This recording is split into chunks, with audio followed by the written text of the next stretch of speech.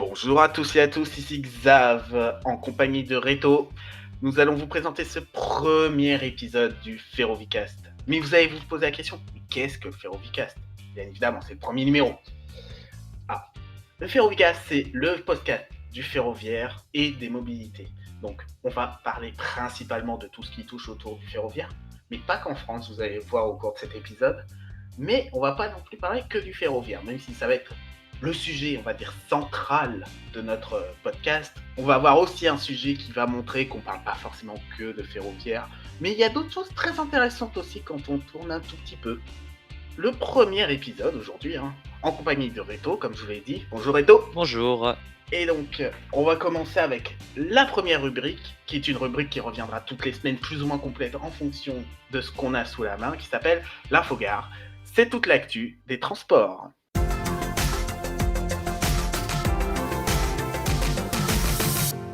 Alors, qu'est-ce qu'on a aujourd'hui au programme? Donc, tout d'abord, on va parler de quelque chose qui s'est passé il y a déjà un peu plus d'un mois.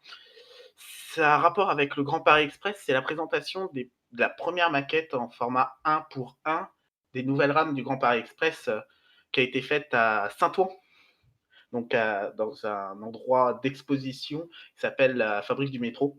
Je sais pas si tu as déjà été, Reto? Alors, j'ai vu quelques images, même si je sais qu'on peut pas y aller, comme ça. Il faut quand même, prendre, des réservations et ça peut être intéressant, oui, d'y aller. Ouais. Oui, alors en fait, oui, c'est pas tout le temps. Alors, on va dire, ça peut être tout le temps pour tout ce qui est scolaire et tout ça, ils peuvent ouvrir, mais en fait, au tout public, c'est le premier samedi du mois en ce moment. Bon, en ce moment, avec le confinement, Et le covid, ouais, c'est sûr que c'est un peu plus compliqué. mais le mois dernier, donc le 3 octobre 2020, il y a eu, ça a été ouvert au public pour qu'ils puissent découvrir la rame qui avait été dévoilée la veille auprès des journalistes. Et donc, moi, personnellement, qu'est-ce que j'en ai pensé de cette rame? C'est qu'elle est vachement plus large que ce qu'on connaît sur le métro actuel. Très clairement, on va dire, on pourrait vraiment le comparer à ce qu'on connaît sur Lyon. Et Lyon, elle peut être, plus capacitaire aussi, non? exactement, voilà. Bah, le but d'être plus large, c'est d'accueillir plus de monde, mais sans renier sur la qualité, on va dire, des rames, parce qu'au Oui, final, il faut toujours que ce soit, confortable, en effet, pour, les passagers. ouais, exactement. Déjà, c'est un matériel qui va être fer et non pneu comme on a l'habitude de connaître sur les nouvelles lignes en région parisienne. Et en plus, ça va être déjà une alimentation caténaire, ce qui est quelque chose d'assez original. Ça va être la première ligne réellement de métro en région parisienne qui va être équipée de ce système-là. Donc, alimentation par caténaire. J'étais allé en Espagne, en effet, et j'avais vu, déjà, les métros de Barcelone qui avaient justement des caténaires, ouais. C'est assez original. Après, c'est le choix du troisième rail 750 volts, c'est quelque chose qui vient de loin dans le passé. Il faut bien se rappeler que aussi côté banlieue Saint-Lazare, il y a eu une période où c'était troisième rail. Bon, aujourd'hui, on est passé en 25 000 volts caténaire, mais c'était l'époque où la SNCF se cherchait un petit peu, cherchait un petit peu quelle était la meilleure façon de faire. Et donc, il y a eu cette option qui avait été envisagée sur le réseau ferré, bon, qui au final s'est transformé en 25 000 volts ou en 1500 en fonction des endroits. Mais le métro, lui, est resté troisième rail. Et donc, c'est une nouveauté. En plus, un gros point aussi sur ces nouvelles rames, et de toute façon, c'est ce qu'on voit aussi avec certaines rames qui ont été mises en place il y a quelques temps, je vais en parler juste après, mais c'est l'info voyageur qui fait un bond en avant. On passe clairement du XXe siècle au XXIe siècle, Oui. d'une traite. Il n'y a plus de système, on va dire, un peu archaïque, avec des points qui clignotent. Tout le plan va être inscrit sur des écrans. Toutes les informations voyageurs vont être sur des écrans, donc pourront être dynamiques, pourront apporter beaucoup plus d'informations que ce qu'on a auparavant. On pourrait savoir en temps réel s'il y a un incident sur la ligne. De plus, bien évidemment, ce sont des lignes automatisées, forcément. Oui, et qui ont aussi, profité de l'avancée technologique, qu'on connaît aujourd'hui. Exactement, voilà. Et donc, franchement, j'ai hâte de les voir en service en 2024-2025 sur les tout premiers tronçons du Grand Paris Express qui vont être ouverts au public. Donc, Alors, Sur cette question, ça risque, peut-être de prendre, du retard à cause, du covid. Hem, A priori, moi, on sait pas encore. selon certaines infos que j'ai, il y a eu peut-être 1, 2, 3 mois au plus de retard là pour le moment. On va dire la ligne 15 est franchement très bien avancée. On va dire, il y a sur certaines sections, ils sont déjà à l'étape d'aménagement. Les tunnels sont déjà creusés sur certaines sections, donc notamment la 14 Sud, qui est très bien avancée aussi.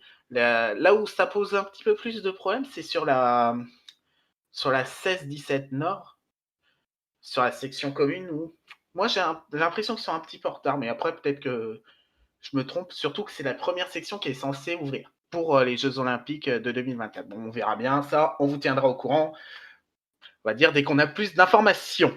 Donc, après, la deuxième information du jour, c'est le MP14. Le voici, le voilà ou pas, on ne sait jamais. Finalement, il est là. Bon, il s'avère que le 12 octobre dernier, il y a eu une grande inauguration en grande pompe avec Madame Pécresse. Rendez-vous 10h30 à la station Olympiade. Et le trajet n'a fait qu'un aller. Oui, c'est sûr que c'est un test, c'est toujours, pour, essayer, C'était hein. pas vraiment un test, c'était une inauguration. Donc tous les ferrovipates, on va dire, de la région se sont dit, bah oui, on va aller sur la 14 ce jour-là, ça va être un grand jour, on va pouvoir découvrir enfin la rame qui nous vendent depuis des mois et des mois et des mois et des mois. Eh ben non. À part ceux qui ont pu prendre le premier trajet, celui qui a fait d'Olympiade à Saint-Lazare, bah, tous les autres n'ont pas pu voir la rame, si. Enfin, si, garé au niveau de la station Bercy. Donc autant dire, Oui, pas grand-chose. c'est sûr que voilà. Et puis, il y a le temps qui est passé. Puis là, au cours de la dernière semaine, juste avant le confinement, d'un coup, pouf, réapparition. Et désormais, la ligne circule de manière quotidienne. La rame circule de manière quotidienne. Donc, j'ai pu avoir quelques images parce que malheureusement, j'ai pas pu emprunter encore ce nouveau matériel. Mais franchement, on va dire déjà les nouveaux bruits. Moi, perso, j'adore. Alors, c'est vrai que ça fait une idée un peu de ouais, d'être un peu, technologie, mais en même temps d'être, avec, le client et enfin le passager et donc Oui, c'est assez. voilà. Franchement, déjà, on marque déjà une première étape dans l'info voyageur parce qu'en plus, désormais, il y a des écrans qui sont animés, qui sont beaucoup plus utiles que sur la ligne 1 parce que clairement, sur la ligne 1, on va dire, il faut bien être situé à certains endroits bien précis pour les voir, les écrans. Là, à peu près partout dans la RAM, de ce que j'ai pu voir dans les vidéos de présentation, on a l'air d'avoir des informations assez intéressantes. Déjà, l'apparition du plan animé aussi, des petits points qui clignotent sur la 14, ce qui n'était pas le cas. Aucune RAM n'était équipée de ce système-là sur la 14. Ouais. Voilà, déjà. Oui, c'est sûr que oui, c'est assez technologique et c'est vraiment, quelque chose, qui est vital, pour, les Parisiens aujourd'hui. Le métro quand même, c'est on va dire le premier moyen de transport quotidien utilisé tous les jours Oui, avec, évidemment le RER. oui, voilà. D'une part, voilà, c'est ça. Et en plus, l'avantage aussi, c'est que, par exemple, un truc tout bête, c'est qu'à l'arrivée à chaque station, tu as un plan de la rame qui s'affiche avec les différentes sorties attribuées au niveau des rames. C'est-à-dire, par exemple, pour la station Madeleine, les sorties 1, 2 vaut mieux se situer à l'avant, pour les sorties 3, 4 vaut mieux se situer à l'arrière.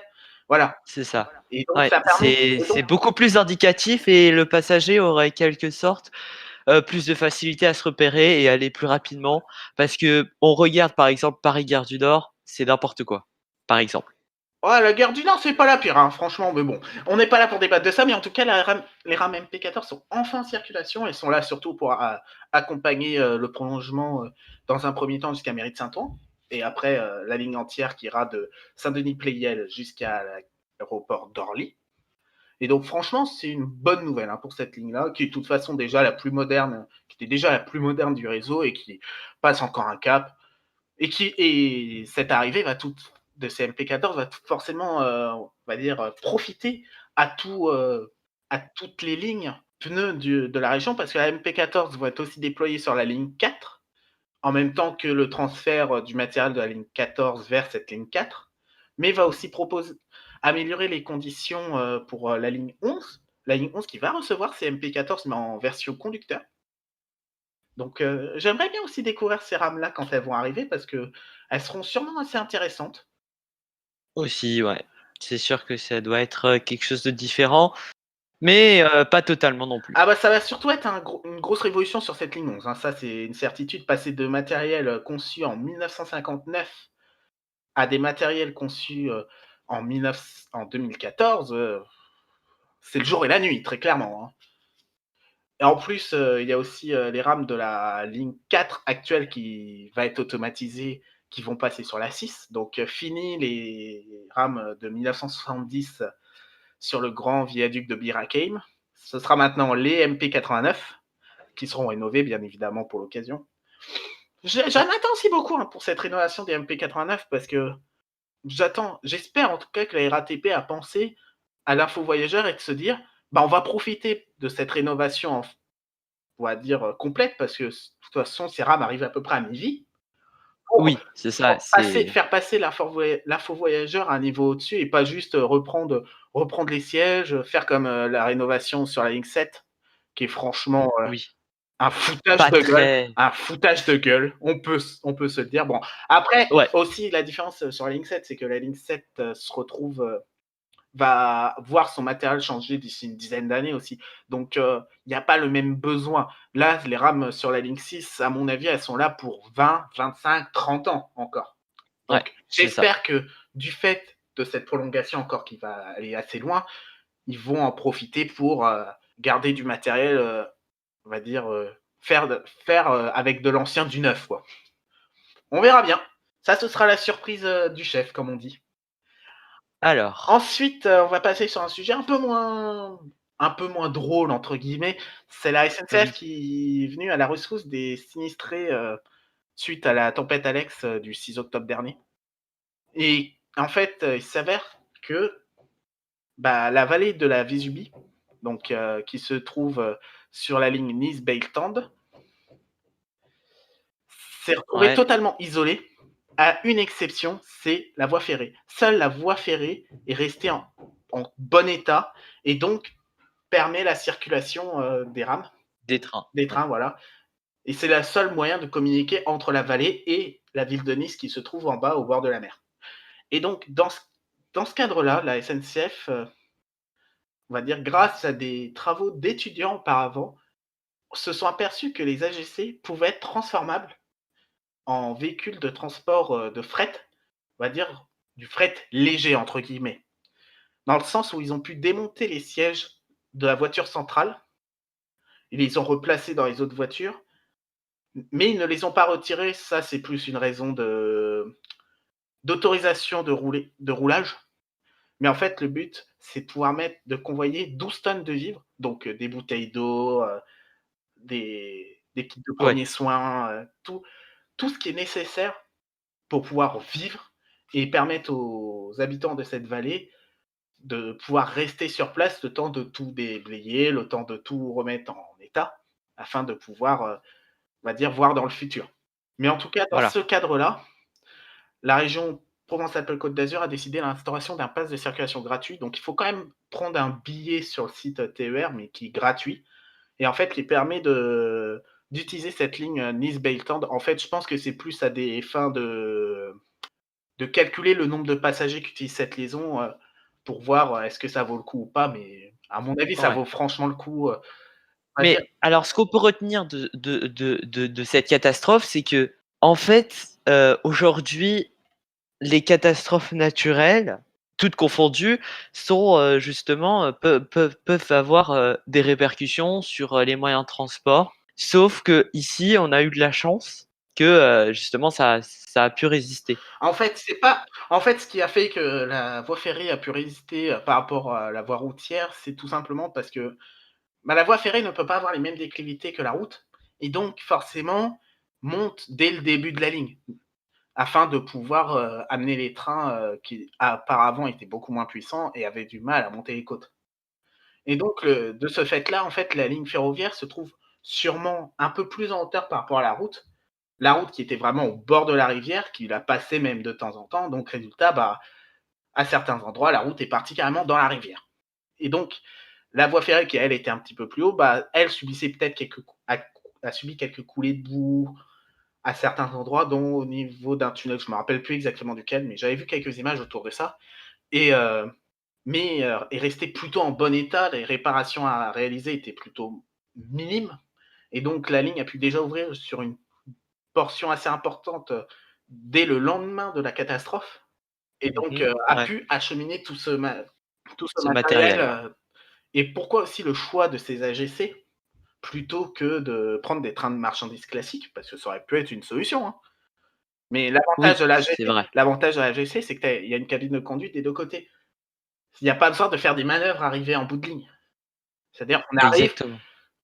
pour refaire partir une rame dans l'autre sens, en pure théorie, hein, selon certains cheminots, sur ce type de rame, il faut 8 minutes pour repartir dans l'autre sens, ce qui est super avantageux. Bon, bien évidemment, étant donné qu'il fallait décharger tout le matériel, tous les vivres, bien évidemment que le Voilà. train restait plus longtemps, mais en tout cas, d'un point de vue logistique, c'était beaucoup plus simple à Oui, c'est à sûr. résoudre. Après, voilà, c'est ça. Après, sinon, si on aurait pris, un train de marchandises, il faudrait mettre la locomotive, qu'elle revienne devant, qu'elle se replace et cetera. Ça aurait mis beaucoup trop de temps. Exactement, voilà. Ou trouver une autre solution. Après, ils auraient pu trouver une autre solution, mais en tout cas, ils ont trouvé c'est la solution idéale. Et en fait, aussi, c'est aussi par rapport au fait qu'ils se sont dit: «Mais de toute façon, si on n'achemine pas, on va pouvoir acheminer les passagers. Qu'est-ce qu'ils vont faire si on ne leur ramène pas nous-mêmes les vivres?» Bah, ils vont prendre leur pack d'eau et puis ils vont prendre le train avec les gros packs d'eau. Donc ils se sont dit: «Bah, autant qu'on en ramène plein de nous-mêmes». À mon avis, il y a eu de Ouais, ça c'est aussi. À ça. mon avis, il y a eu de ça aussi. C'est pas officiel, mais voilà. Bah, en tout cas, franchement, c'est une très bonne initiative de la part de la SNCF qui a sauvé quand même la mise à beaucoup de gens. Et franchement, on peut les féliciter quand on peut les féliciter. Il faut en profiter. Voilà. Maintenant, on va parler d'une chose qui est franchement très originale, hein, quelque chose qu'on ne pensait jamais arriver. Et finalement, c'est arrivé. Des TGV Atlantiques à Paris-Saint-Lazare. Alors, la situation, en fait, pourquoi on a vu ces TGV Atlantiques arriver à Paris-Saint-Lazare? Ça vient du retard de la livraison des Omneo Premium, donc de Bombardier, qui, suite à la crise du Covid, bah, se sont retrouvés avec un fort retard dans la livraison. Et le gros souci, c'est que ces derniers mois, le matériel normand est vraiment arrivé au bout du bout du bout, est tombé de manière systématique en panne.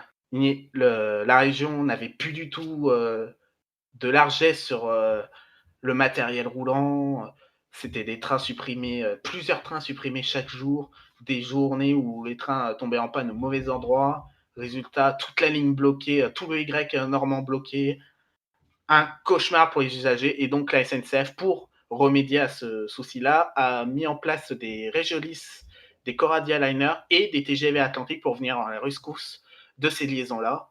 Et donc c'est pour cela que on trouve actuellement pendant quelques mois des TGV Atlantiques en unité simple, bien évidemment, étant donné que la longueur des quais à Saint-Lazare est quand même assez limitée, mais des TGV Atlantiques en US à Saint-Lazare. Donc quelque chose qu'on ne pensait pas arriver un jour. Des TGV sont à Paris-Saint-Lazare.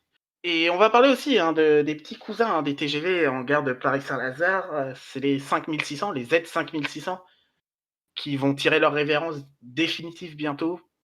Elles ont quand même marqué hein, le transport de passagers sur la banlieue ouest parisienne, hein, en faisant de nombreux services sur la ligne L. Elles sont actuellement remplacées par les franciliens. Et donc, malheureusement, on n'a pas encore de date de retrait définitif. Est-ce qu'il va y avoir une grande fête comme ce qui se fait à l'habitude lorsqu'un matériel, on va dire, mémorable se retire d'une ligne en région parisienne? Malheureusement, avec la situation du Covid, on ne sait pas trop. On aura peut-être plus d'informations d'ici la fin de l'année, mais en tout cas, c'est sûr, les Z5600 vont nous quitter au bénéfice des Franciliens qui roulent déjà plus que largement sur cette ligne-là, qui ont fait grandement augmenter la qualité du voyage grâce notamment à la climatisation qui est franchement salvatrice l'été.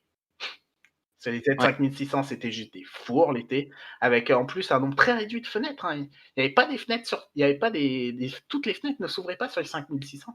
Et donc l'été, c'était insupportable. On peut se le Il dire. faisait trop chaud. Oh oui.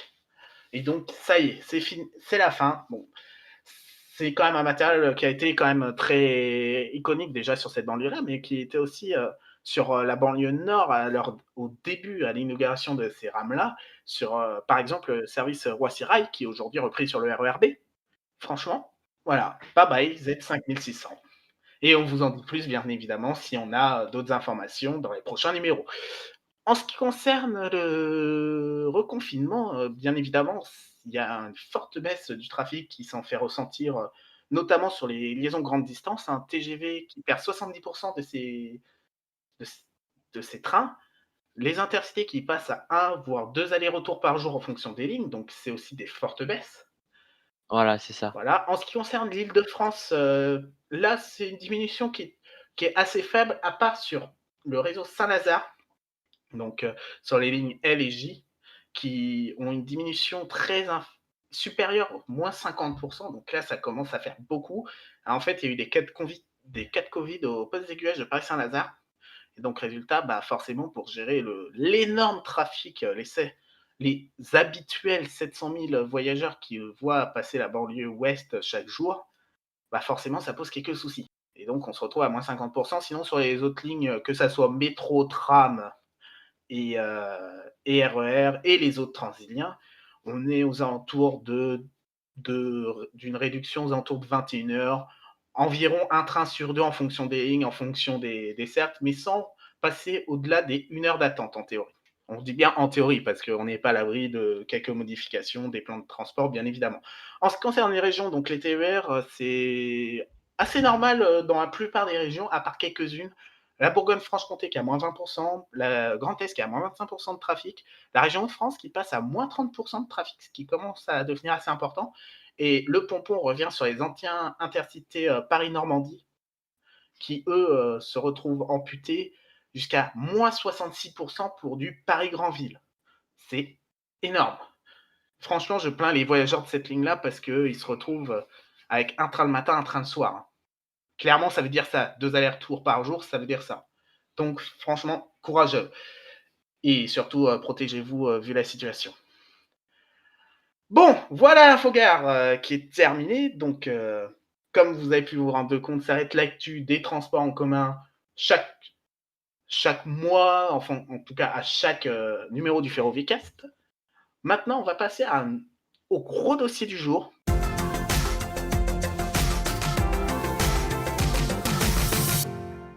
Et aujourd'hui, j'ai décidé de m'intéresser à l'Angleterre. Mon gros dossier s'appelle le pionnier en retard. Vous allez vite comprendre pourquoi. Et ce pionnier en retard, ça va être sur 2 axes différents, mais qui au final, vous allez voir, montrent bien que l'Angleterre a fort à rattraper sur son réseau ferroviaire. Donc, Ouais. comme tu le Il sais, faut pas oublier que donc du coup, quand même, l'Angleterre a été le premier à se lancer dans le ferroviaire, hein. et une petite question. Est-ce que tu connais quelle est l'année d'ouverture de la première ligne de chemin de fer? Ça doit être en 1400, mais je sais plus Oh exactement. non, ouais, oh, quand même pas, faut pas exagérer. Non, la première ligne de chemin de fer a ouvert en 1802. Donc, elle se situe entre les villes de Wandsworth et Croydon. Donc, c'est un tracé qui fait 13,3 km dans la banlieue sud londonienne. Et en fait, dans un premier temps, c'est de la traction par chevaux qui a été réalisée sur cette ligne-là, jusqu'à, bien évidemment, l'introduction des locomotives à vapeur. Mais en tout cas, il faut savoir une chose avec la ville de Wandsworth, c'est qu'elle abrite une station iconique et qui a un record aujourd'hui encore. Est-ce que tu as une petite idée de quelle station il peut s'agir? Heu, non. Ah, peut-être King's Cross, Non, mais non. non, non, King's Cross, Je suis c'est ouais. Non, mais t'inquiète, hein, il y a pas de honte à être ignorant. Donc, non, King's Cross, elle est au nord de Londres, elle est juste à côté de London St Pancras. Elle forme entre guillemets un gros pôle qui va former un autre gros pôle avec une autre station qui est pas très loin non plus, mais je vais vous reparler un tout petit peu après de ça. Mais en fait, Wandsworth est la ville de station de la station qui s'appelle Clapham Junction et qui est en fait ah oui. la station européenne voyant passer le plus de trains par jour. Je ne parle pas de passagers, mais de trains en tant que tels. Est-ce que tu as une petite idée de combien de trains peuvent passer par cette station-là chaque jour? J'aurais dit à peu près 500? Eh ben, tu es très loin du compte. On est environ à 2000 trains par jour sur cette station-là, sur une journée classique. Et avec des pointes aux heures de pointe, pouvant monter jusqu'à 180 trains par heure sur 17 voies uniquement. Ah oui.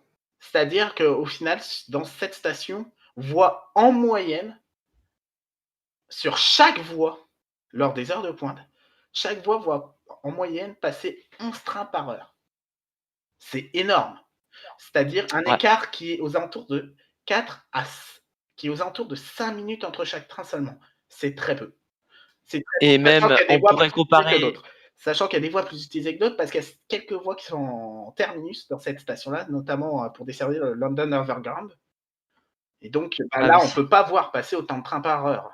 Ce n'est qu'une moyenne en plus. Donc, franchement, c'est une station qui est Mais phénoménale. on pourrait comparer cette station à Châtelet-Les Halles, ou les grandes stations comme ça qui ont beaucoup de, on va dire, Ouais. de trains qui passent, ou Gare du Nord aussi. Bah, en fait, la très grosse différence de Clapham Junction par rapport à Châtelet, c'est que 6 voies. Châtelet, il y a beaucoup de trains, mais au final, c'est que 6 voies. Là, on est sur une station qui accueille 17 voies quand même. En fait, elle récupère le trafic venant de 2 grandes gares londoniennes, qui sont London Victoria et London Waterloo. Et donc, Oui, c'est vrai. et c'est pour cela qu'on se retrouve avec des chiffres aussi monstrueux. Mais c'est une petite anecdote, hein, parce qu'au final, ça rentre pas trop dans l'histoire que je veux vous raconter aujourd'hui. Alors, tiens, je vais te donner le choix. Est-ce que tu préfères parler d'abord de la grande ligne, puis après du métro londonien, ou l'inverse? On commencerait bien par le métro. Alors, allez, on va commencer par le London Underground. Donc, le métro londonien, qui est le premier qui a été construit. Donc, encore une fois, les Anglais sont les pionniers.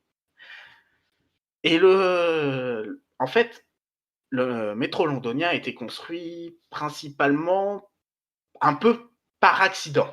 Les premières lignes, c'est plus de l'opportunité. On s'est dit, ah, mais tiens, ça fait un truc un peu intéressant. C'est qu'en fait, c'est une ligne ferroviaire qui a été prolongée dans le centre de Londres, qui était Bah, encore à la. c'est comme pour la gare Saint-Pancras, non? C'est un peu différent. C'est un peu différent. Mais en tout cas, le truc, c'est que il s'avère que c'est un métro beaucoup plus régional dans le sens où, par exemple, la Metropolitan Line, qui est la première ligne, en fait, c'était une ligne ferroviaire qui arrivait à une gare londonienne, qui avait sa propre gare londonienne à l'arrivée, mais qui, au final, ils se sont dit, bah, les rues de Londres sont totalement surchargées, et si on faisait passer un train sous les rues pour pouvoir amener les gens au plus près de là où ils veulent, et donc soit moins pris dans les embouteillages de la ville. Et il s'avère que ça a très bien fonctionné, et donc ils ont construit tout un réseau autour de ça, dans un premier temps, donc formant les actuelles lignes District, Circle, Hammersmith and City et Metropolitan Lines. Mais, et ça a eu un fort succès, c'est des lignes qui sont au même format que le format ferroviaire britannique, mais il s'avère que ils se sont retrouvés dans une situation où bah, on peut plus construire autant qu'on veut sous les rues de Londres. Là, on a fait un peu le maximum qu'on pouvait faire. Comment on va faire pour construire encore en dessous? Et donc, bah, ils sont passés à la technique du tube. D'où le nom, on va dire, assez commun du métro londonien qui s'appelle le tube. En fait, ça représente une partie des lignes, toutes les lignes les plus récentes, entre guillemets, du réseau, qui se forment un tube assez étroit, et donc, afin de réduire les coûts de construction, et qui font passer des trains en dessous. Et puis depuis, on va dire, des dizaines et des dizaines d'années, on va dire le métro londonien n'a pas trop bougé. Quelques prolongements à droite à gauche, une nouvelle ligne, la Jubilee, mais qui au final, on va dire, remplit un rôle de complétion de lignes qui n'existaient pas. Par exemple, aller desservir le nouveau quartier Canary Wharf, qui est le grand centre d'affaires, qui est un peu la défense londonienne, pour résumer. Mais Ouais. il y avait quelques projets, mais ça avançait pas. Et puis aujourd'hui, le métro londonien bah, est dans une situation un peu problématique. C'est qu'à certaines heures, le moindre incident fait que le métro est surchargé et ils sont même obligés, à quelques stations, de devoir les fermer temporairement. Le temps d'évacuer les personnes qui sont déjà sur les plateformes. Ouais, c'est sûr que par rapport Notamment, à Paris, oui, c'est quand même, on va dire, nous, il y aurait à Paris, plus on se de plaint passagers. voilà, à Paris, on se plaint de la ligne 13, mais la ligne 13, c'est rien parce qu'en plus le gros souci du métro londonien sur les lignes centrales, notamment la Central Line ou la Northern Line, c'est que c'est des tunnels très étroits, donc des rames très étroites. Donc il suffit d'être un petit peu claustrophobe et tu fais une crise de panique dans ces tunnels, hein, très clairement. Il y a Ouais. il y a déjà une ligne qui commence un petit peu à tenter de gommer cette chose-là, qui a été construite il y a quelques années, je ne vais pas y revenir plus en détail, mais qui s'appelle la Thameslink. Mais son gros souci, c'est qu'elle est très peu attractive comme ligne, très peu attractive, très peu utilisée, pour plusieurs raisons. Déjà, sa fréquence est franchement pas très bonne, hein. Faut pas se leurrer. Quand j'étais à Londres il y a quelques années, j'ai voulu l'emprunter un dimanche. Entre deux trains, il y avait une demi-heure sur la section centrale pour traverser Londres. Ah d'accord. Ça pose gros souci. Et de plus, elle a entre guillemets ce que moi j'appellerais le syndrome RERC, c'est que c'est un vrai tortillard. Elle roule à 2 à l'heure dans le centre de Londres.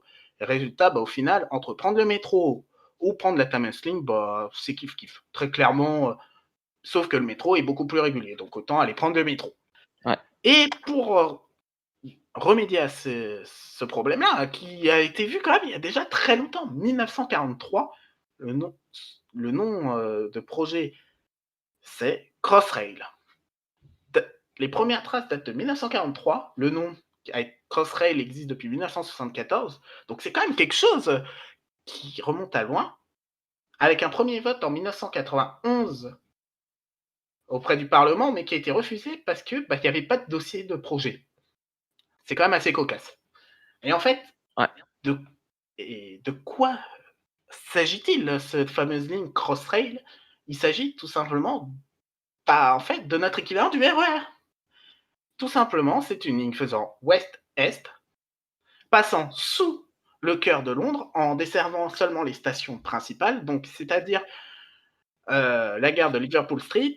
Il y a aussi dans le centre de Londres Tottenham Court Road, qui va être une grosse station de correspondance. Il y a aussi la gare de Paddington qui sera intégrée. Et aux deux extrémités, la ligne rattrapera le réseau ferré national comme notre RER à nous.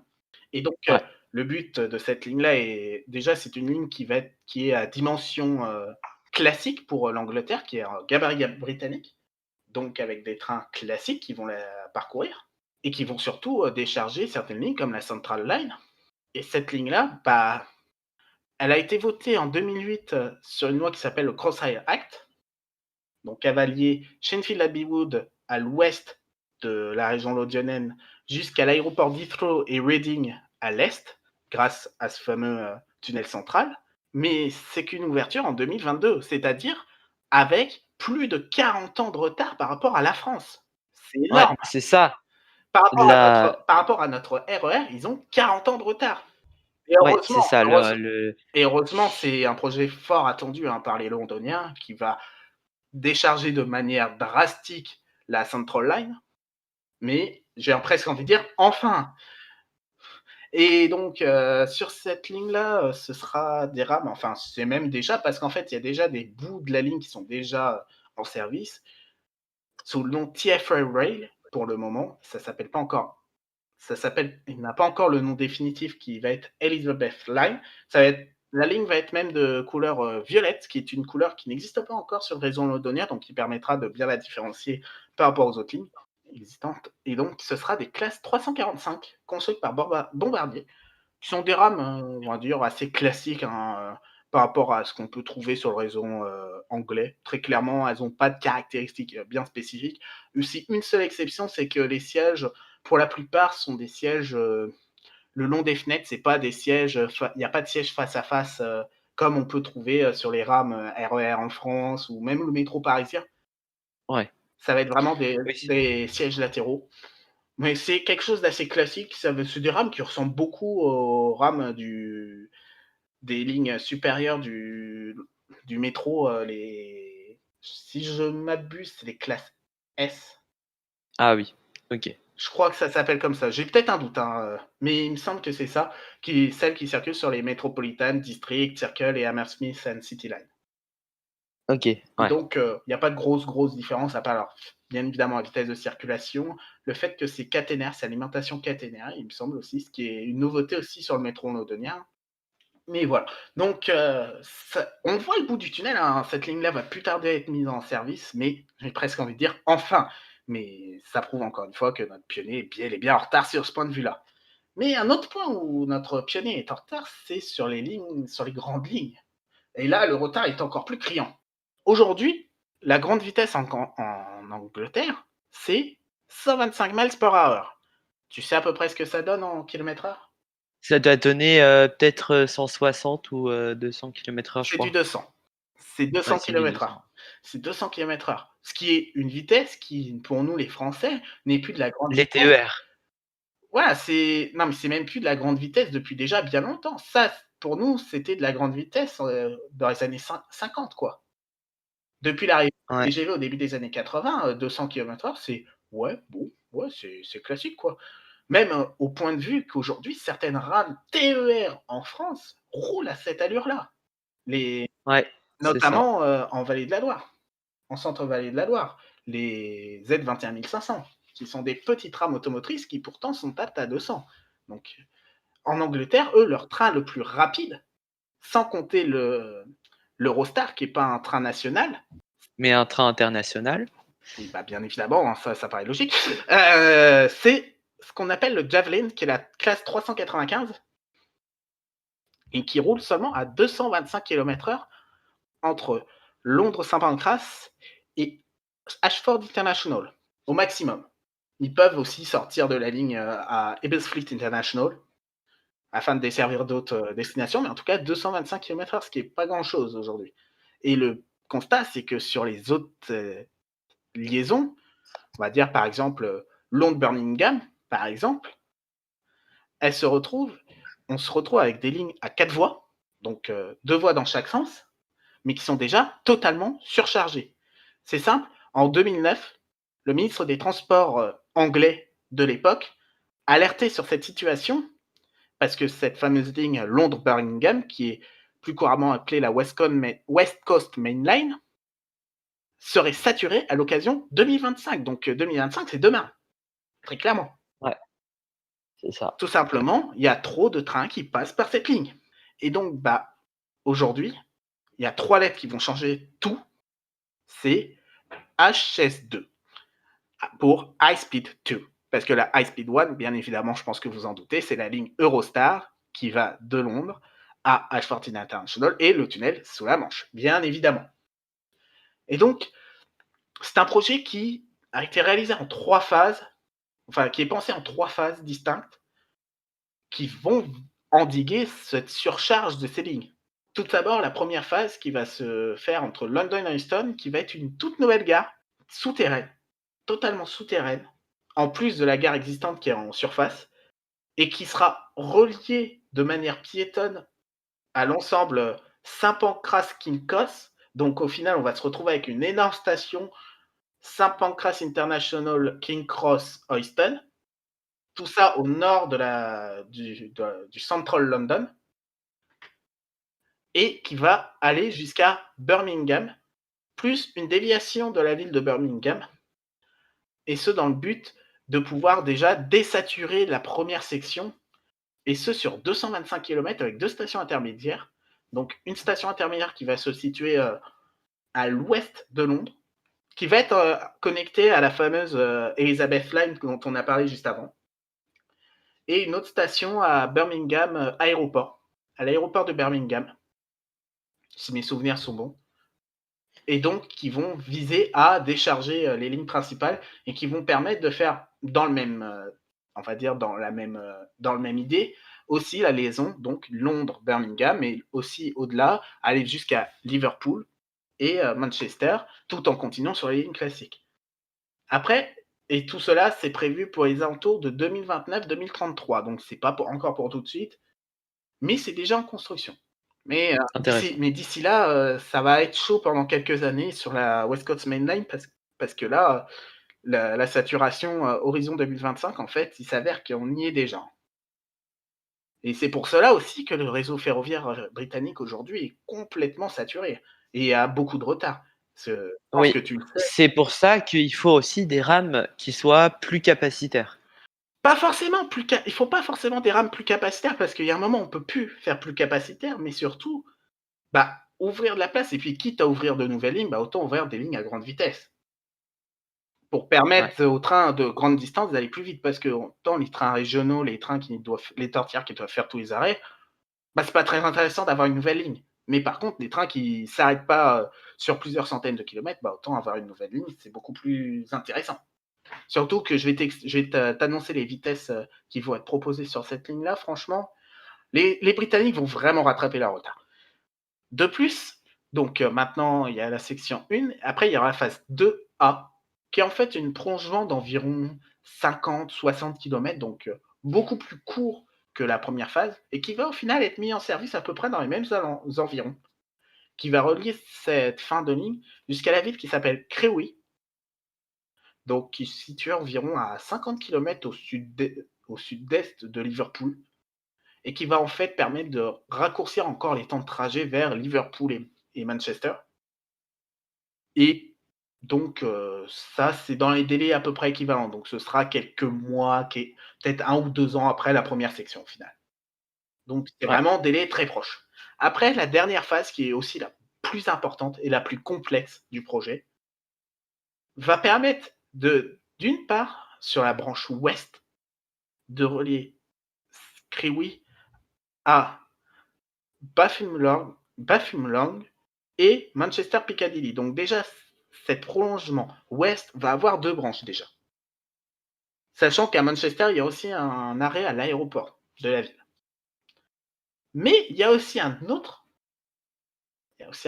itinéraire qui va permettre, elle, de décharger une toute autre ligne dont on n'a pas encore parlé jusqu'à maintenant dans ce sujet-là, qui est la East Coast Main Line, donc qui est la ligne qui relie Londres à Leeds et Newcastle, et qui, elle, va se débrancher en fait de la High Speed 2.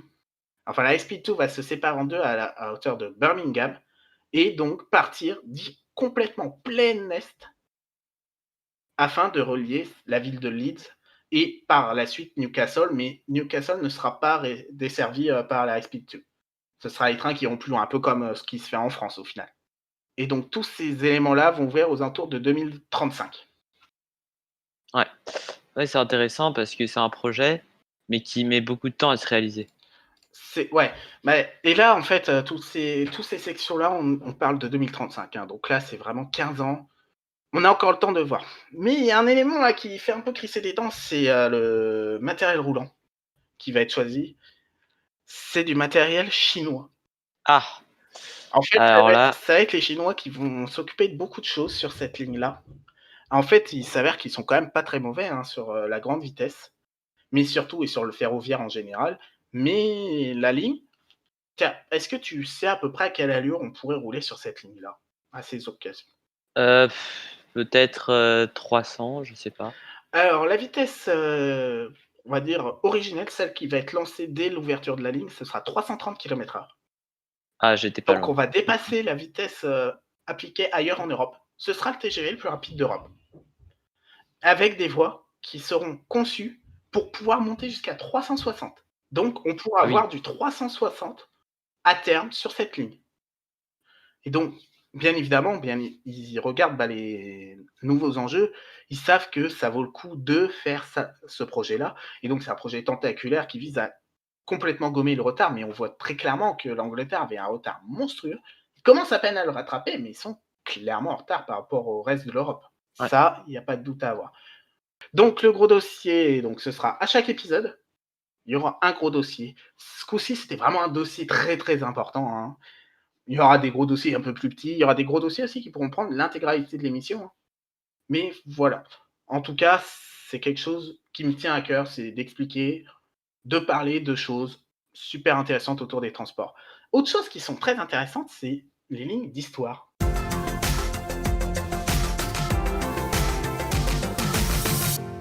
C'est comme ça que s'appelle la rubrique et le but, c'est de revenir sur l'histoire, que ça soit du ferroviaire, mais aussi des automobilités.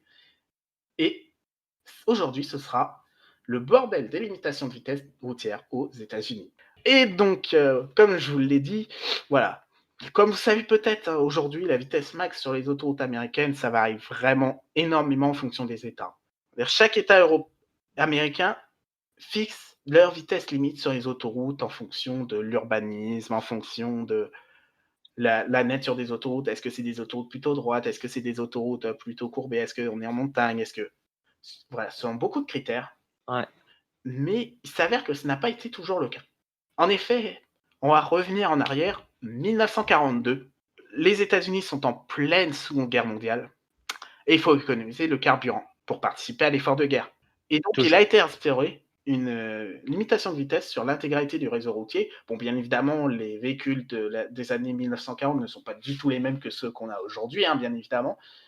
Et cette limitation de vitesse, qui s'appelle Victory Speedline, donc la limitation de vitesse de la victoire, elle porte bien son nom, a été limitée à 35 miles per hour, qui correspond à environ 70 km/h. 60-70 km/h sur nos limitations à nous. Donc c'est très lent Ah oui. pour traverser Mais l'intégralité des États-Unis. Oh, alors là, on va pas aller très vite. ouais, après, il faut bien se rendre compte qu'à l'époque, déjà, les routes n'étaient pas de la même qualité qu'aujourd'hui, hein, très clairement. À part Ouais. la Route 66, il ne devait pas y avoir beaucoup de routes fortement empruntées. Peut-être sur la côte est et sur la côte ouest, mais au centre des États-Unis, c'était vraiment borderline. Et puis en plus, bah, il faut se rendre compte aussi, c'est qu'il n'y avait pas les autoroutes non plus. Donc au final, 35 miles par heure, c'était pas non plus une énorme baisse. Mais voilà, elle était là. Bien évidemment, à la fin de la guerre, ces limitations étaient élevées, il n'y avait pas lieu d'être. Et donc, bah, des limitations de vitesse ont été mises en place en fonction des États. On va dire la plupart des États s'étaient accordés sur du 75 miles per hour sur certaines autoroutes à péage, parce que contrairement à ce qu'on croit, il y a beaucoup d'autoroutes à péage aux États-Unis. C'est pas la majorité, mais il y en a beaucoup. Et notamment sur la Kansas Turnpike, c'est comme ça qu'ils nomment leurs autoroutes à péage, on pouvait atteindre même les 80 miles par heure. Donc, c'est des limitations de vitesse qui tournent entre 120 et 130 km/h, donc assez proche de ce qu'on connaît nous en France. Et même carrément certains États qui ne limitent pas. Le Montana et le Nevada, qui sont des États, on va dire plutôt de l'Ouest plutôt. Je vais me retrouver au bord de l'eau, pas sur la côte ouest, mais on va dire le Midwest, qui ne limitait pas. C'était la vitesse, vous devez adapter votre vitesse à la situation. Voilà. Sauf que 1973 est arrivé, et là, c'est le drame. Une crise pétrolière d'une intensité jamais vue, la toute première de l'histoire, s'est produite. Et donc, bah là, le prix du baril du pétrole qui s'est envolé, parce qu'il faut bien se rendre compte, c'est qu'à cette époque-là, on va dire, le litre d'essence, il devait être à 5-10 centimes le litre sur nos, sur Ouais, notre c'est équivalent vrai que à c'est nous. pas Donc, beaucoup. c'est vraiment pas cher. Et donc, bah, les États-Unis ont décidé d'aligner cette limitation à 55 mètres par heure afin de forcer les conducteurs à économiser cette essence. Le début des limitations de vitesse dans la plupart des pays, c'est à cause de cette crise économique. Il faut bien s'en rendre compte. Et donc, bah, l'État a décidé, mais enfin, les États-Unis, l'État général a décidé, mais au final, personne n'était d'accord. Et donc, bah, pour se rendre compte un petit peu de cette problématique-là, il faut savoir que seuls 17% des conducteurs respectaient cette limitation de vitesse. C'est rien. C'est pas 17 qui étaient au-dessus, c'est 17% qui respectaient. Ah! C'est sûr que Ah, là, en fait, il faut bien se rendre compte d'une chose, bon, même si c'est un trajet un peu improbable en voiture, mais par exemple, sur un trajet New York-Los Angeles, donc pour traverser les États-Unis d'est à ouest, on gagne 10 heures en roulant à l'ancienne limitation de vitesse par rapport à celle qui vient d'être imposée, donc qui était les 55 miles per hour. ouais, c'est sûr. C'est énorme, c'est énorme. On passe de 40 heures de trajet à 50 heures. Un quart du temps de trajet en plus. C'est monstrueux. Et donc, bah, beaucoup ont rechigné, dont les États. Et les États ont trouvé la parade pour, entre guillemets, ne pas vraiment appliquer la règle. C'est d'inclure une amende qui s'élevait à 5 dollars, qui s'appelait la Energy Waste Penalty. Mais 5 dollars Ah oui, pour les conducteurs d'accord. pris entre 55 miles per hour et 70 miles per hour, qui était la limitation de vitesse à ce moment-là. On va dire Ouais, qu'elle était appliquée à peu près partout. Et donc, le but, c'était clairement de faire signe aux shérifs, les highway patrol, arrêter de faire des tickets pour 3 km/h sur une limitation qui est nulle à chier, mais aller seulement attraper les gros poissons. C'est un peu ça, hein, le but. ouais, c'est sûr. Grâce à cette mesure-là, le gouvernement central cherchait à mettre en place, à diminuer la consommation de carburant de 2,2% à hauteur, pour tout le pays. Bon, au final, c'est un échec total.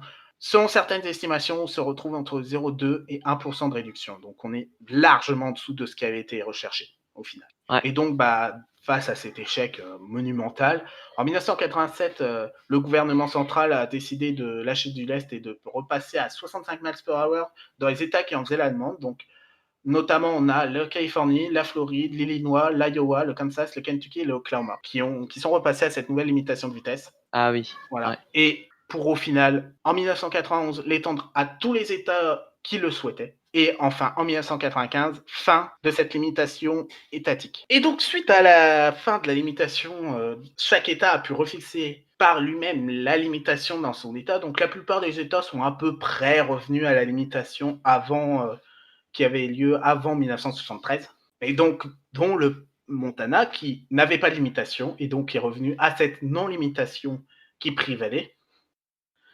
Mais contrairement aux attentes, on se dirait, bah, les gens peuvent rouler à n'importe quelle vitesse, la mortalité routière, elle va s'envoler.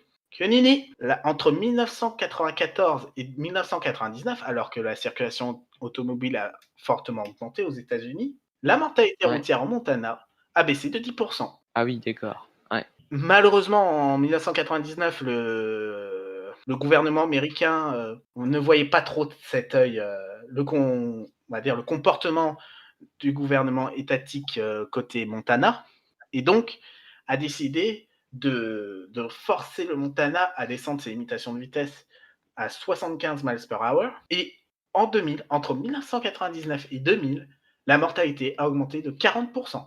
Et Ah oui. et ce n'était pas une année isolée, étant donné que ça a continué pendant plusieurs années, cette augmentation. Donc au final, c'est ce qu'on appelle le paradoxe de Montana, c'est quelque chose qui est utilisé par de nombreuses associations automobiles, même nous en France, pour réclamer ce genre de mesures en France, en disant mais ça fonctionne. Et Ouais, donc c'est sûr. aujourd'hui, aux États-Unis, contrairement à la France, on est plutôt dans un mouvement d'augmentation des limitations de vitesse, en tout cas sur les autoroutes. On va dire, aux États-Unis, les limitations de vitesse s'échelonnent, en tout cas au niveau continental. Je ne parle pas des îles, je ne parle pas d'Hawaï, je ne parle pas des colonies américaines. Je parle vraiment de l'Amérique profonde. C'est entre 65 miles per hour et, tiens, tu dirais quelle vitesse? 75 miles par hour et j'aurais dit 65, le plus bas. C'est ah oui, plutôt. 65 alors j'aurais dit après, peut-être, 90? Ah, t'es pas loin, c'est 85 miles per hour sur certaines autoroutes à péage au Texas. Ah oui, Et rapporté en kilomètres heure, ça fait quand même 137 kilomètres/heure. Donc plus rapide pas qu'en mal. France. Donc, au final, on se retrouve quand même avec des grosses disparités. Les 65 miles per hour, c'est principalement sur la côte Est, dans les alentours de New York, Boston, Washington, D.C. Principalement dans ces secteurs-là qu'on retrouve les limitations de vitesse les plus faibles. Et vraiment dans l'Amérique profonde, les grands États, les grandes plaines où on va avoir des limitations plus permissives, notamment, le Montana qui est repassé maintenant à 80 miles par hour, le Texas qui a des limitations très variées qui vont de 70 miles per hour à 85, en tout cas en zone non agglomérée, bien évidemment. Et donc, c'est quand même assez intéressant de voir comment ça a pu évoluer, contrairement aux pays européens, où souvent, les pays européens, on va dire, les États, c'est partout pareil. On va dire, il n'y a pas une différence entre différentes régions. Bon, après, bien évidemment, le pays est beaucoup plus petit. Chaque pays est beaucoup plus petit. Mais il n'y a pas eu cette variation où on augmente, puis on diminue, puis on augmente, puis on diminue. Et donc, c'est un gros bordel. Hein. Ça a été un gros Ah oui, bordel. ouais. Et donc, voilà. C'était notre ligne d'histoire de cet épisode. Bien évidemment, les lignes d'histoire, il y en aura d'autres. C'est les chroniques où on va vous raconter l'histoire des transports, du ferroviaire, mais aussi des mobilités, comme vous avez pu le voir avec du routier. Et maintenant, on va passer à la dernière chronique de cet épisode, qui est le compartiment. C'est un débat.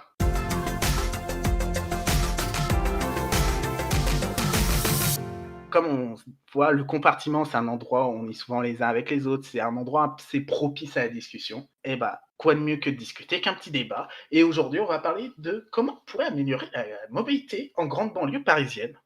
Alors, déjà, on sait que, en grande banlieue parisienne, c'est quand même assez fréquenté. La ville de Paris, elle continue à s'étendre, de plus en plus, parce que tout le monde converge vers le centre pour aller donc travailler, heu, donc pour leur, travail et on a par exemple, on pourra citer les Ouais, Transiliens.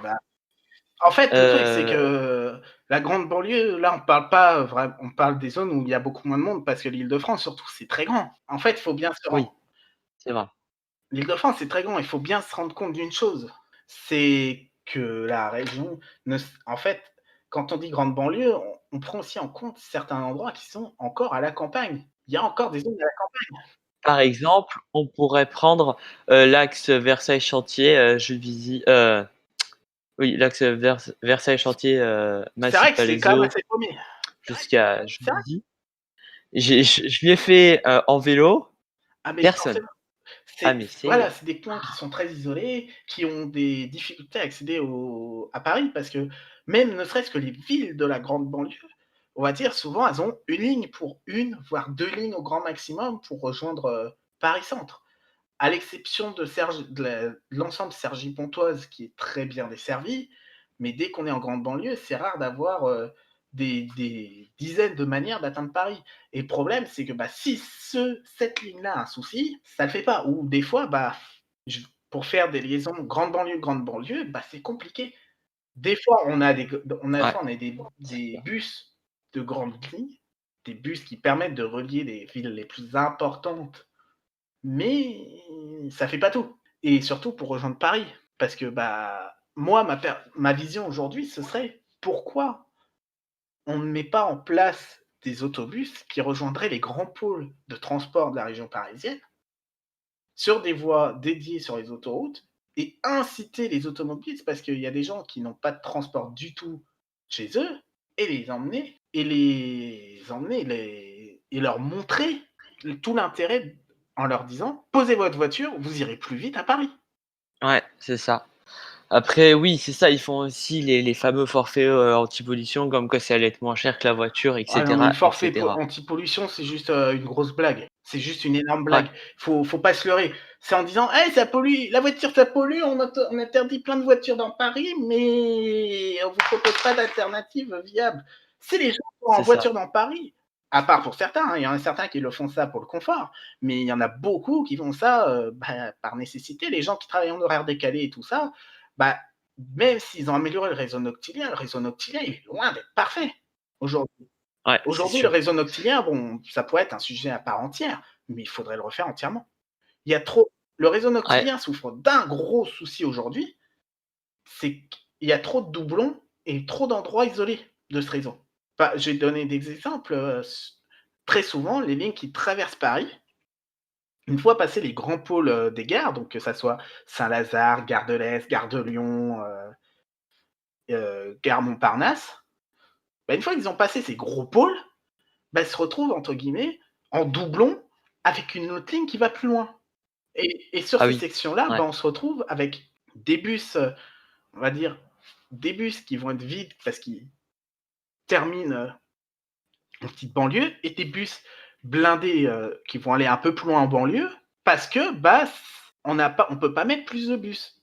Et je pense qu'il y a toute une organisation, il y a aussi tout un problème qui va se poser une fois le Grand Paris Express fini, c'est que la ligne 15, elle fait le tour de Paris. Et donc, il va falloir prendre en compte ces usagers-là qui habituellement, bah, n'avaient pas l'habitude de faire banlieue parce que c'était compliqué, mais qui vont être plus en plus à même de le faire. Et donc, il va falloir mettre en place aussi des lignes de bus de nuit qui vont faire ça, voire penser à faire comme dans certaines villes, pourquoi pas du 24 heures sur 24. Pour cer ah oui, ouais, ouais, pour c'est certaines vrai lignes, que pas forcément que pour les lignes de métro, même si je pense que ça pourrait être, on va dire, cohérent pour certaines lignes, quitte à se dire, bah, on ouvre toutes les lignes en temps normal, mais on vous tiendra au courant, mais il y a certaines nuits où on va être obligé de fermer telle ou telle ligne pour les travaux, et ça se comprendrait. Avoir entre guillemets un programme des fermetures. ouais, bah, c'est un peu ce qu'on a sur la ligne 4 par exemple. C'est différent parce que la ligne 4, c'est une fermeture beaucoup plus tôt que la fin de service normale parce qu'il y a tous ces travaux d'automatisation. Oui, c'est vrai, Après, chacun c'est son vrai. point de vue, mais revenons sur notre sujet initial qui est quand même le transport grande banlieue. Très clairement, aujourd'hui, il y en a qui essayent de mettre en place du covoiturage, du machin, mais je pense que c'est pas la solution finale. Il faut ramener le bus dans ces coins-là et le rendre attractif. Ouais, il faut qu'il Il soit, faut bah, C'est souvent ça, présent. Faut qu'il y ait une c'est cadence, ça, hein, aussi. c'est ça. C'est important. Ah, il faut qu'il y ait une cadence intéressante. Il faut aussi le mettre en correspondance. Il faut pas hésiter à faire de la correspondance avec ces bus-là. Avoir des gros pôles même, au milieu de nulle part, presque au milieu de nulle part, pour inciter à ou En tout cas, pour vraiment les petits villages où là, il n'y a même pas il y a même pas de question parce que ce serait des bus vides à chaque fois qu'ils passeraient où on en fait passer 3 dans la journée. En fait, les bus qui passent, c'est uniquement pour les scolaires. Ben, il faut c'est que les usagers de ces endroits-là, qui ont pour la plupart la voiture, les faire, entre guillemets, tous les attirer vers un pôle commun et qu'à cet endroit-là, on les emmène vers la région vers l'agglomération parisienne de manière très rapide. Je prends l'exemple de la ligne qui emprunte l'autoroute A10 et il y a carrément un arrêt au bord de l'autoroute. C'est un arrêt sécurisé, Ah oui, donc il y a carrément un bâtiment voyageur, des portes palières pour éviter que les gens aillent se promener sur l'autoroute, mais l'autocar prend une sortie spécifique, un sorte de petit parking où il se gare, il prend ses passagers et il repart. Et à l'arrivée dans les zones où il y a le plus de bouchons, une voie a été bloquée à la circulation générale pour la réserver aux autobus. Et donc, résultat, grâce à ça, ce service a pris de plus en plus d'ampleur. Aujourd'hui, les parkings relais qui ont été réalisés à la suite de ce projet-là, au bord de ces stations-là un peu spécifiques, ils sont surchargés. Les gens se garent n'importe où, se garent sur les ouais. trottoirs, se garent partout, parce qu'au final, ben, ça a eu ça a été un coup d'éclat. Tout le monde a plébiscité ce service parce que bah, tu préfères être dans ta voiture tout seul, dans les bouchons, à perdre parfois 40, 50 minutes, puis bah, surtout bah, avec l'essence, le prix de l'essence et tout ça, ou te dire, je prends le bus, il prend exactement le même itinéraire, je pose ma voiture, là où habituellement j'empruntais l'autoroute, le bus m'emmène, le bus a sa voie, donc il n'est pas ralenti, ou très peu, et donc j'ai un temps de parcours qui est à peu près stable, et j'arrive à Massy, qui est un pôle monstrueux au niveau des transports, parce on peut aller vers Versailles, Ouais. on peut aller vers Paris avec le RER B, on peut aller, on peut aller Et vers puis, il y a même les TGV aussi qui passent par exactement, là il y a des les fois. TGV. Il y a la gare TGV, qui est utilisée principalement pour les trains qui contournent Paris. Donc il y a tout ça. Ouais, ceux qui vont vers Bordeaux et Toulouse Exactement. par exemple. Et donc, en créant des pôles comme ça aux 4 coins de la région, on pourrait ramasser les gens qui n'ont pas le choix de prendre leur voiture sur le premier bout d'itinéraire, mais qui la délaissent au moment où ils arrivent sur les axes principaux pour prendre des bus qui, eux, seront pleins. Et plus ils sont pleins, bah, plus on peut en mettre. Donc, et plus on peut en mettre, plus la fréquence est grande. Donc, plus la fréquence est grande, plus ça attire les gens. Et donc, c'est un cercle vertueux au final. Ouais, c'est sûr que c'est mieux. C'est important pour les Parisiens parce que, après, Je c'est pense pas que les souvent, Parisiens, je pense trop de pas que les monde, Parisiens, ça les intéresse. Au contraire, à la limite, les Parisiens, ils s'en foutent. Parce que la grande banlieue, et c'est même ça, c'est pour ça aussi que jusqu'à maintenant, la grande banlieue a été totalement oubliée des grands projets de transport. C'est que vu de Paris, bah, la grande banlieue, oh, c'est la campagne, hein. Rien à foutre. Voilà. Et puis les enjeux électoraux, parce qu'il faut pas, il faut se rappeler que c'est la région qui finance tout ça. Bah, ouais, entre 8 millions dans la petite couronne, en Paris, petite couronne, et les 3, 4 millions qui restent dans la grande couronne, bah, si tu raves déjà tous ceux qui sont dans la petite couronne, tu as gagné. Il y a aussi ça qui rentre en ligne de compte. ouais. Ouais, Et il c'est faut sûr que inverser et on commence enfin à se rendre compte qu'il faut peut-être inverser cette tendance-là, mais faire comme Hidalgo en disant: «On veut pas de voiture, mais on proposerait un côté», ça ne marchera pas. Ça ne marchera pas. ouais. Je sais pas, C'est pour ça justement leur forfait, anti-pollution, il sert à c'est rien juste en fait. histoire de dire: «Oh, on rend pas les transports gratuits ce jour-là, mais il faut payer». Mais vu ce que tu payes, autant te dire que tu payes ou que tu payes pas, c'est pas ça qui va rendre riche la région, hein. Ouais. C'est plus Non, puis symbolique, c'est moi plus j'ai ça. par exemple j'ai un pass, imaginaire, tu vois? Qui a été remboursé par la mairie de Paris, et donc du coup, en fait, moi, mes trajets sont gratuits. C'est vraiment comme ça que c'est vu, heu et donc du coup, bah, j'en profite un maximum, en Oui, fait. mais le souci, c'est que ça crée ce genre de décision crée des grosses inégalités. C'est que les jeunes Parisiens qui, on va dire, c'est pas ceux qui habitent à Paris qui sont les plus à plaindre. D'un point de vue financier, faut pas se leurrer. Parce que Ouais, vu les loyers dans Paris centre, c'est voilà. sûr. Mais là où tu habites plus loin, bah, souvent dans les quartiers un peu craignos et tout ça, bah, souvent les gens n'ont pas l'argent et pourtant sont à l'extérieur de Paris, donc ont besoin des transports. Heureusement, il y a déjà eu un Ouais, premier, un premier pas qui a été franchi, il y a quelques années, lors de l'unification du prix du Navigo, qu'il a rendu comme étant un des passes les moins chers dans son ratio, C'est ça. territoire couvert prix. Parce que ceux qui me disent que le Navigo est cher, j'ai envie de leur foutre des tartes.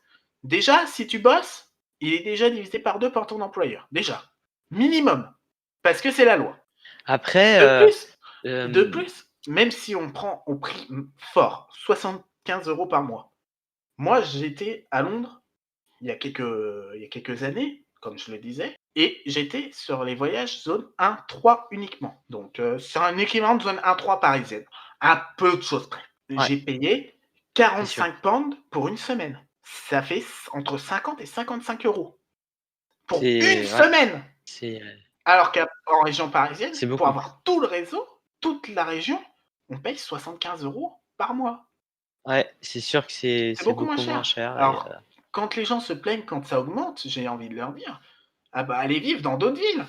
Vous allez vite revenir à Paris très vite, non hein». et attends, Parce que la qualité du réseau, même si alors, on se plaint, que c'est il y a trop de monde, que c'est pas génial, mais le réseau est là. on peut relier ce pass Navigo à, la situation actuelle d'ailleurs parce qu'il parlait d'augmenter pendant le confinement, En fait le en prix fait du pass Navigo parce qu'ils ouais, en arrivaient fait, ça, plus à c'était surtout une grosse menace pour forcer le gouvernement à sortir l'argent pour les transports, parce que le gouvernement avait sorti de l'argent pour beaucoup de domaines, sauf les transports, et la région, elle gueulait, et elle avait agité, entre guillemets, cette menace en disant: «Ah, si vous ne donnez pas d'argent, on augmentera les prix», mais ils ont pas envie d'augmenter les prix, et là, de toute façon, je peux déjà te le dire, ça n'augmentera pas avant 1 an, quoi qu'il arrive. ouais, Parce qu'il y a les c'est sûr. élections, régionales qui vont arriver. Tu crois vraiment que madame Pécresse va demander à augmenter le prix du Navigo, alors que les élections vont arriver juste après? Ouais, c'est sûr que ça va être, Ah, plus mais elle va compliqué. pas le faire. Donc voilà, mais il faut trouver cet Ouais, équilibre, quitte à avoir une augmentation de revenir sur l'ancien système avec, des zones peut-être plus larges, moins de zones, mais histoire quand même de différencier ceux qui habitent très loin de ceux qui habitent près. ouais, parce qu'il y a quand même Peut-être pas 5 avec une zones. grosse différence de prix, parce qu'il faut pas non plus créer une discrimination monstrueuse, mais plus pour montrer qu'il y a de la distance. Après, il y a un moi j'entends un autre cri qui irait dans le sens de garder ce pass unifié. C'est que oui, il y a tu fais plus de distance, mais en soi, la qualité du réseau est bien moindre. Tu as moins de trains, tu as moins de transports en règle générale, donc les 2 s'entendent en final. Ouais, c'est sûr. C'est quand même intéressant de voir comment améliorer, sauf qu'en fait, ils ont pas l'argent pour améliorer, la mobilité ici en banlieue parisienne. Bah, en fait, si la en fait, il y a déjà une grosse amélioration qui est en train de se faire. Le Grand Paris Express, c'est ni plus ni moins qu'une énorme amélioration du réseau parisien. Parce qu'il faut bien se rendre compte, par exemple, des gens qui arrivent de la ligne J, qui veulent aller à La Défense, bah, aujourd'hui, bah, sont obligés d'aller jusqu'à Asnières ou jusqu'à Paris-Saint-Lazare pour après retransiter vers la Défense, par exemple. Sauf qu'avec la nouvelle Ouais, sauf c'est qu'avec, sûr le que Grand Paris Express, bah, ils pourront s'arrêter à Bois-Colombes, qui sera une gare du Grand Paris Express, et aller à La Défense en, je crois que ce sera 4 minutes, je crois. ah oui, De ah donc quand même. donc ils gagneront pas mal. Donc non, c'est une très bonne chose.